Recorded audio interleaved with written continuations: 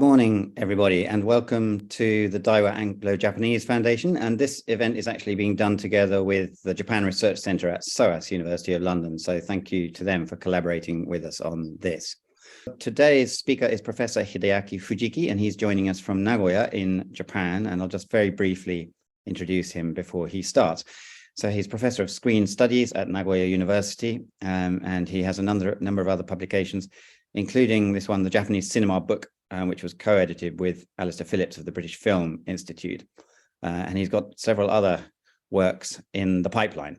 And just before I hand over to Professor Fujiki, we're going to have just a few words from Dr. Marcos Centeno, who is the representative here of SOAS, although he's actually at the University of Valencia and at Birkbeck in the University of London. So over to you, Marcos.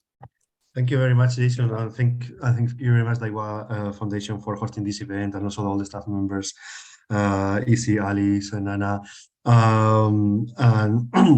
Well, just to say that when I learned about that Professor Hiroshi Fujiki was preparing an English version for his book, I immediately proposed that we could organize a book launch through Daiwa, so we can let the Japanese studies community know about this monumental work. I think it's a great opportunity for researchers, scholars in the UK and overseas to know about this book, which is a great contribution in the field of, well, we will talk about it, the audiences in Japan and from a social sciences perspective and so on. I met Professor Hiroshi Fujiki some years ago. I invited him to act as keynote speaker for a symposium on Japanese traditional cinema that I organized at Birkbeck, which was also sponsored by Daiwa Foundation. So again, thanks for supporting us through so many years. Without further ado, I will just say that I really appreciate that all your efforts at Daiwa and our Professor Hiroshi Fujiki for making the time to be here with us and presenting his book. That's all for now, and then we will be able to have some kind of a discussion afterwards if you like. So now I'll hand it over to Professor Hiroshi Fujiki. Great, thank you very much. So Professor Fujiki, over to you. Okay, thank you so much for Mr. Jason and Dr. Centeno for generous introduction to me. I really appreciate Dr. Marcos Centeno's efforts to organize this event. And I'm also extremely grateful to the Daiwa Anglo-Japanese Foundation for giving me this wonderful opportunity to introduce my book. I originally wrote this book in Japanese, which was published in 2019, and the English edition was published in spring last year. It's largely a translation of the Japanese edition, but I revised many parts, especially because I had found quite a lot of careless mistakes and errors. So in that sense, the English edition is the updated version of the book, although I've already found some careless mistakes even in the English edition. Anyway, this book has more than 600 pages. Actually, I initially thought of writing a much shorter book, maybe around 200 pages, but eventually it became such a voluminous book. This is particularly because the history of cinema audience's social subject is so rich and complex that it necessarily requires nuanced discussions of a range of related issues, as you can imagine. But on the other hand, it's quite understandable. The 600-page sounds overwhelming for potential readers. I myself overwhelmed, and I feel sorry about this point. But I hope this event interests you in any aspect of the book and motivates you to read any part of the book, even though you don't read a whole book. The book covers 100 years from the 1910s through the 2010s. Today, I'd like to talk about several important points in the book. I don't intend to go into details just because it's impossible in this limited time. But after my talk, it'll be nice to have Q&A conversation about any aspect of the book you are interested in.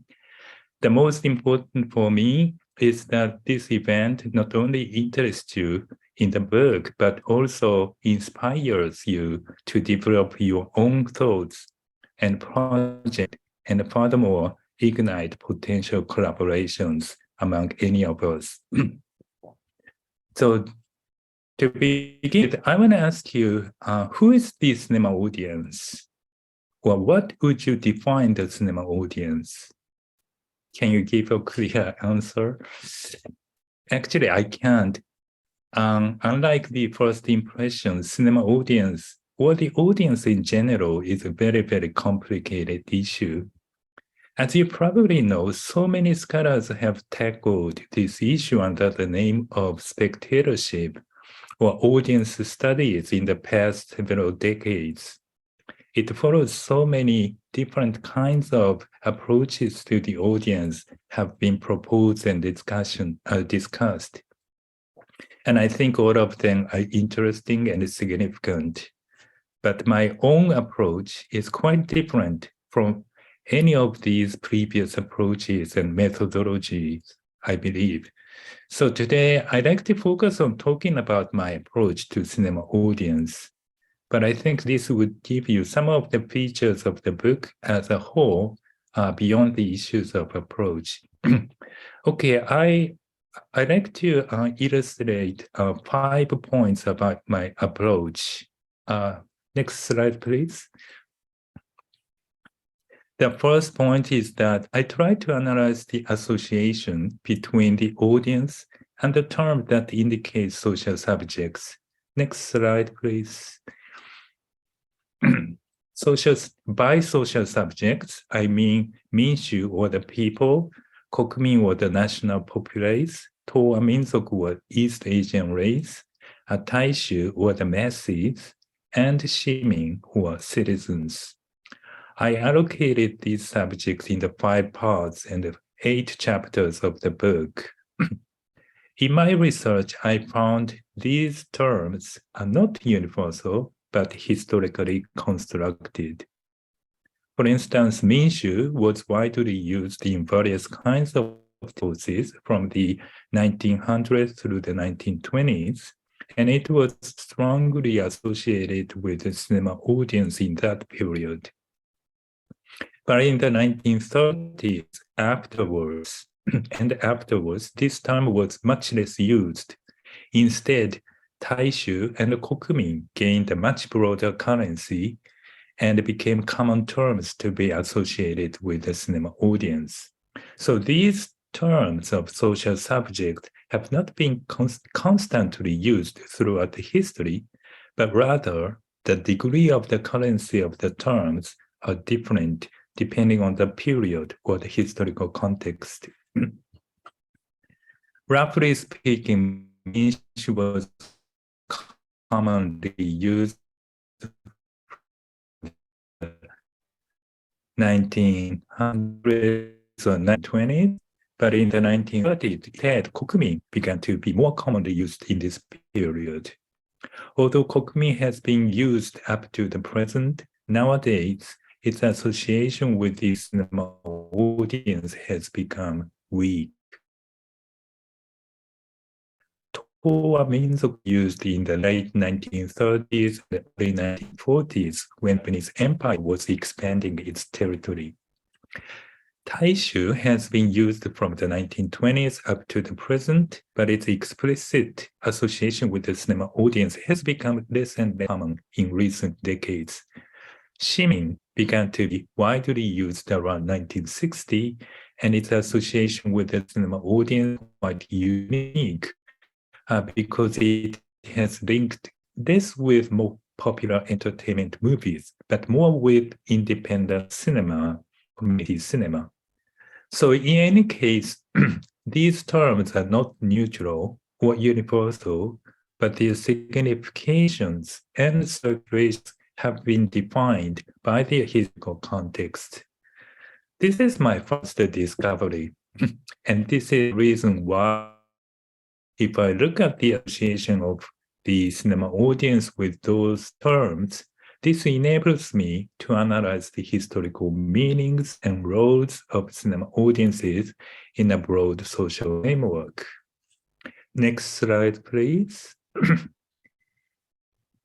Okay.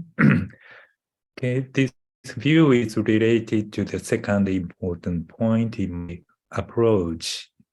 That is, I paid attention to the circulation of the terms indicating the social subjects, no less than the relationship between the screen image and the spectator or audience. This view is crucial for me in order to differentiate my approach from the other approaches, the scholarship of spectatorship and audience studies. Most of the other approaches to agency or spectator have centered around the relationship between the on-screen image and the viewer. This is case psychoanalysis, apparatus theory, cultural studies, post-colonial theory, Deleuze theory, and many others, all of which have been flourished in the field of film studies and media studies. None of these approaches have paid so much attention to the audience's relationship with the concept and performances of the subjects whose terms are broadly distributed in the public. I believe the most advantage of my approach is that it allows us to see how the audience is related to the much broader social, economic, and political situations by analyzing the terms of the social subjects circling out various kinds of discourses. Let's take minshu as an example. Next slide, please. Okay. This term widely circulated in the historical context in which wars such as Sino-Japanese War in 1894 and Russo-Japanese War in 1904, World War I from 1914 to 1918, led to the growth of the heavy industry and the development of capitalism, which further involved the remarkable labor disputes, the poverty issue, the spread of democratic ideas and socialist thought. Riots ranged from Hibiya incident in 1905 to rice riots in 1918. In this historical situation, the term minshu was associated not only with cinema audience or the audience of popular amusements, but also with the labor movement, riots, and the newly introduced term democracy or minpon shugi. If we look at these associations, we can see the term has the crucial connotations which differs from the term shimin. Shimin had been defined and used in the Meiji Constitution, which was proclaimed in 1889. That is against the background in which shimin had been prescribed as the subject that was expected to serve the emperor. Minshu emerged as the new type of the social subjects who were not necessarily subjugated to the emperor or the state, but rather acted with more individual will and suggested the potential to unsettle the contemporary social order. Likewise, paying attention to taishu is advantageous because this enables us to see the cinema audience in the context in which this term emerged in the 1920s, associated with the rise of consumer culture and the proliferation of mechanical reproduction media, such as print, record, film, and radio. So compared with the other approaches, my approach has the advantage by which to see the cinema audience in the much broader social, political, and economic historical context. The next slide, please. The third important point of my approach is to analyze the cinema audience as both subject and agent, or in between. If you have studied film studies and cultural studies, you should know that in the 1970s and 80s, roughly speaking, film studies tended to discuss the spectator as the subject, while cultural studies tended to discuss it as the agent. As well known, the Anglophone film studies of the 1970s saw the spectator as an ideological subject. That is, they believe that a film is fundamentally ideological, such as bourgeois-centric, male-centric, Eurocentric, and white-centric. And they assume that while watching a film, the spectator becomes a subject of the ideology, so to speak. Yet it should be noted that in this case, the spectator is not passive, but actively becomes the subject of the ideology through the reception of a film unconsciously. By contrast, cultural study emphasizes the audience as agent who can act beyond the reception expected by the power. According to Stuart Hall, although some audiences accept the dominant ideology of the mainstream media, other audiences negotiate with or resist it. It's interesting to see these two theoretical models have been used by some influential scholars to discuss Japanese film history. And it's also vital to see the accounts of the audiences are inextricably linked with their accounts of history or historiography. This can be seen in the disparity between the two types of historiography about the interwar Japan. Next slide, please. One is what I call shift historiography, and the other, the total war historiography. The shift historiography illuminates the discontinuity in the interwar history, whereas the total war historiography emphasizes the continuity in the same period. I won't go into detail due to the limited time, but to put it simply, the shift historiography argues that the audience changed from the agent to the subject, involving multiple levels, such as the levels of film text, the exhibition, the reception, film industry, and the censorship.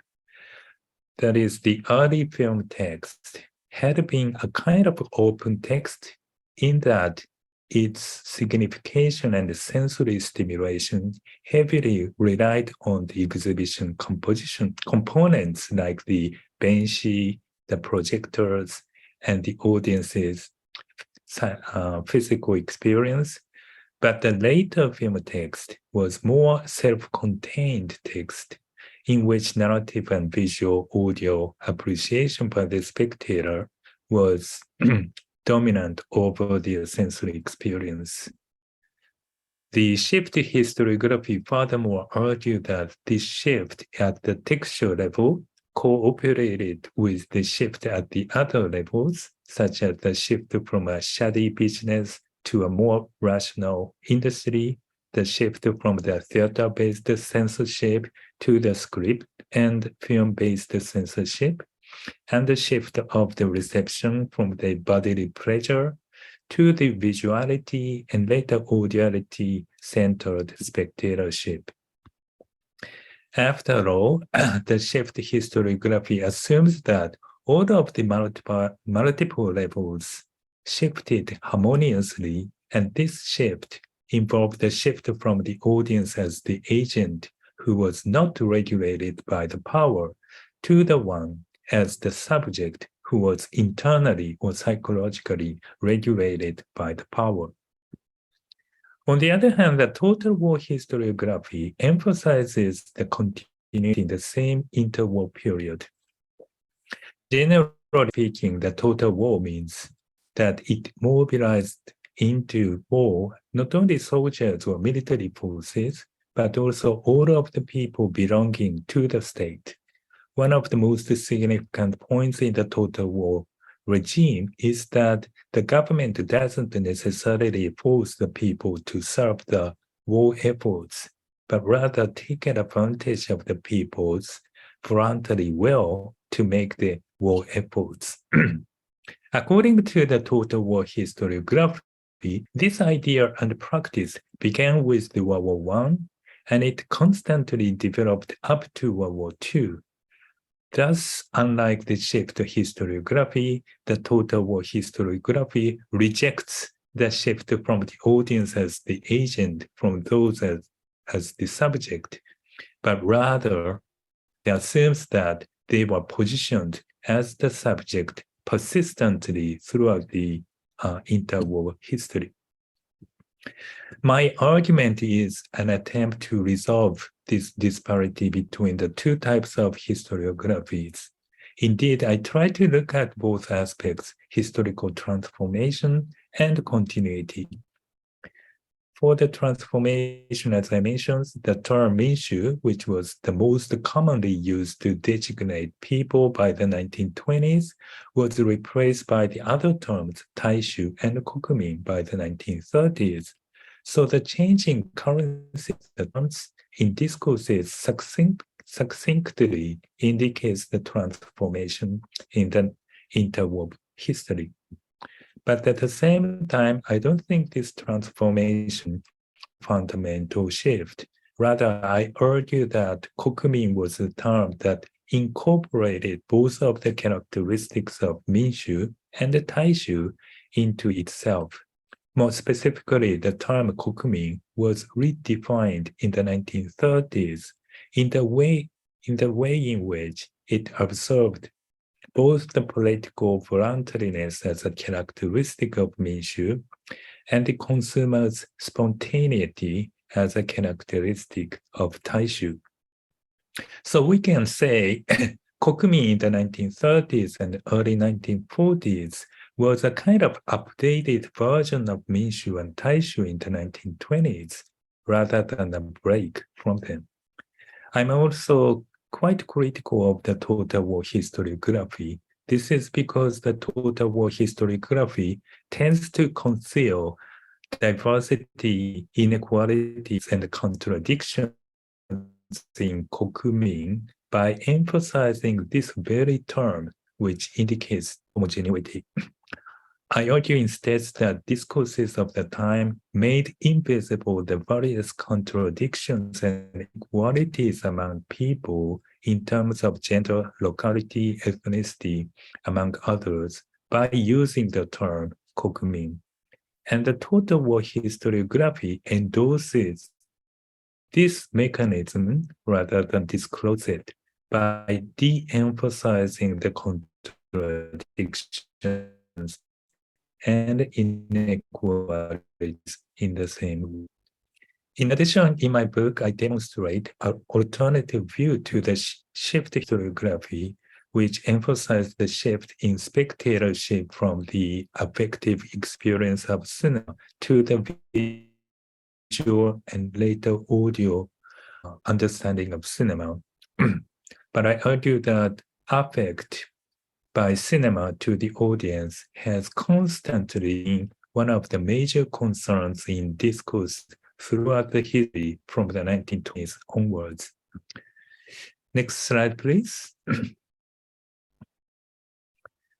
The fourth important point in my approach is historical contingency. By historical content, I mean that subjects such as minshu and kokumin don't merge and transformed within their historical context. You can see two kinds of implication here. One is something accidental and unintentional, Let me give you a very, very simple example in order to understand this complex term. We are getting together online now, coincidentally to a certain extent. If you had an urgent work for another now, you couldn't be here. So the timing is more or less accidental depending on your condition, even though this event in itself is reasonably scheduled. For another example, you were born coincidentally from your parents. Your parents happen to meet each other, otherwise you wouldn't be born. The other vital implication of contingency is that something happens because of the context. The context is vital. We are here online in the very context in which I have published the book, and you have seen and registered in the mailing list by which to receive the information about this event. You are born because it has a context in which your parents met each other. In either case, the consequence didn't come from an absolute planning, but rather it occurs in the context in which various factors link to each other, both intentionally and unintentionally. This view of contingency is crucial for me in many ways to analyze the history. One way is that it enables us to re-examine the relationship between the consumer culture and the governmental organs in the 1920s and 1930s. For example, powerful study of the previous study of the wartime film industry tends to analyze the film industry from the perspective on how the government organs regulated as the apparatus of mobilizing the national in a rational way or efficient, effective way. But in my book, I try to show how the wartime governmental organs and bureaucrats and critics attempted not only to manage the consumer culture, but also take advantage of it, which had flourished in the previous decade, like that is the 1920s. In other words, the political power didn't strategically control the consumer culture and the media from scratch. Rather, it relied on the historical context and tried to utilize the conditions of the period. The concept of the contingency is also vital in another part of my book, that is chapters 7 and 8, in which I discuss shimin or citizens. I delineate the history of shimin as vulnerable subject, partly referring to the theory of ethics of care. According to the ethics of care, the previously dominant idea of citizenship, citizens have been conceptualized as the subject that is autonomous, self-responsible, and intelligent, having reasonable thinking and communication ability. But this conception of citizen would exclude many people who don't have such ability. So the ethics of care proposes to reconsider the citizenship based on the contingent relationship among vulnerable human and non-human beings. Beyond the different identities they insist, all human beings are vulnerable when they were born, and thus we cannot be autonomous and necessarily rely on the other people whom you contingently meet. In chapters 7 and 8, I discuss the history of a citizen from this perspective on contingency and vulnerability, and analyze citizens' independent film screening events as what I call the intimate public sphere that functions as a hub in citizens' network. Next slide, please. The last important point in my approach I want to highlight today is transmedia. I try to analyze cinema not as autonomous medium, but its relationship with other media, such as theater, vaudevilles, print, radio, television, the internet, and social media. One of my main arguments on the interwar period is that cinema developed as a large industry, not because it became independent from the other media, but because it came to have strong ties with mechanical reproduction media such as print, record, advertisement, and radio in the mid-1920s. Until the 1920s, cinema tended to be seen as a site-specific medium. That is, cinema had been associated less with reproduction media than with the popular amusements like theaters and vaudevilles, all of which were located in a specific district like Asakusa in Tokyo. This historical transformation in transmedia is significant for me because it may counter Mark Steinberg's influential work. Steinberg argued that media mix began with anime or Astro Boy or Tetsuan Atom in 1962. He insists that the anime image as detachable image served to connect one media platform with another. Next slide, please. But I argue that narrative motif and what I call figural aesthetics or fragments of the image functions to connect cinema with other types of media in many ways so as to boost and be boosted by transmedia consumer culture in the 1920s. At the same time, though, I also argue that this transmedia consumer culture neither repressed the site-specific live performance like theater, music, and ceremony, nor exterminated. Rather, it revitalized it to a considerable degree. By the end of the 1950s, cinema, which had been seen as the most popular medium since the 1920s, appeared to decline in popularity in the situation in which television and leisure activities began to spread over. This led to the redefinition of cinema audience in discourse. Whereas in the 1920s, cinema was seen as a medium of everyday life for male factory workers to commute on a frequent basis. In the late 1950s and 60s, television came to be seen as a medium of everyday life at home, at which the family, especially housewife and children, were central actors. This went hand in hand with the situations in which explicitly violent and erotic expressions, as well as experimental expression in cinemas, were increasing.